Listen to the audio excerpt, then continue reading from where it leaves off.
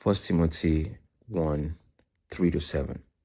As I urged you when I was leaving for Macedonia, stay on in Ephesus to instruct certain people not to spread false teachings, not to occupy themselves with myths and interminable genealogies. Such things promote useless speculations rather than God's redemptive plan that operates by faith. But the aim of our instructions is love that comes from a pure heart, a good conscience, and a sincere faith. Some have strayed from this and turned away to empty discussion. They want to be teachers of the law, but they do not understand what they are saying or the things they insist on so confidently. To have strayed means you have followed shining objects. You have followed a part of reason and exploration that has led you into this position that Paul is warning against. But that's not my aim. My aim is to start to say, what is now the aim? So the aim of our instruction, it lists 3 things in verse 5, is love that comes from a pure heart, a good conscience, and a sincere faith. So the priority is love. Priority is love. The aim is love. How is this teaching going to help me to love God? So we need to have that as a litmus test, if you understand what I'm saying. You need to judge, how is this engagement going to lead me to love God more and love my neighbor? It's love from a pure heart. And of course, what is it teaching me?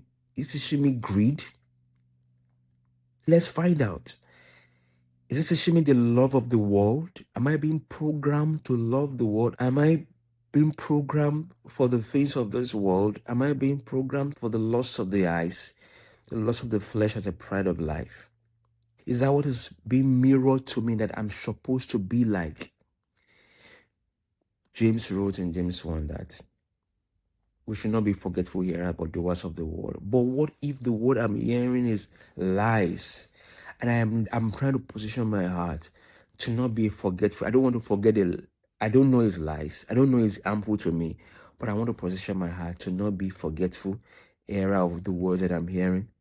And I want to be doers of that word. Being robed into more and more lusts of the flesh. I'm not being steered in the direction of being like Christ, who is the picture of the love of God to us. That's not what is happening to me. So I'm not being changed into the image of Christ. I'm being changed into greed. I'm being made to stray away from the truth. Whatever Paul is talking about here is very serious. He had to say, Timothy, I need you to go there and make sure these people stop. Probably you're a gentle person. You don't want to be confrontational, but you need to be confrontational in this matter.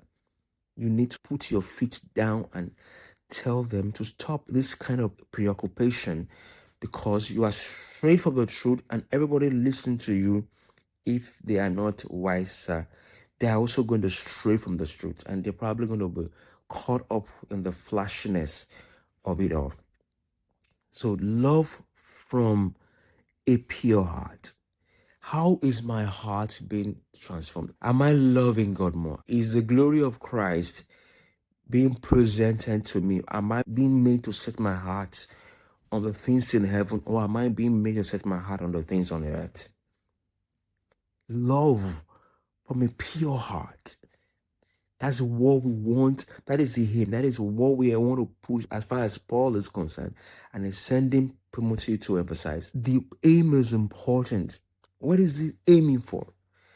Rather than we try to waste our time trying to engage with the little tiny details of these people that think that they must preoccupy themselves with myth, varied false teachings, rather than God's redemptive plan, rather than a focus on Christ and straying into empty discussion, rather than just engage with them, trying to think that we can engage in this empty discussion.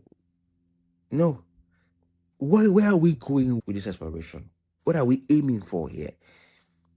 And so Paul is calling us back to the priority of love from a pure heart. What are the hard issues that we need to deal with? That is it.